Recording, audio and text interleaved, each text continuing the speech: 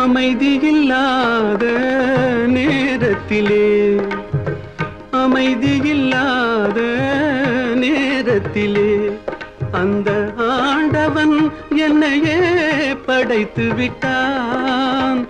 நிம்மதி இழந்தே நான் அலைந்தேன். இந்த நிலையில் உன்னை ஏன் தூதுவிட்டான்? நிலவே என்னிடம் நெருங்காதே, நீ நினைக்கும் இடத்தில் நான் இல்லை. மலரே என்னிடம் மயங்காதே, நீ மயங்கும் வகையில் நான் இல்லை.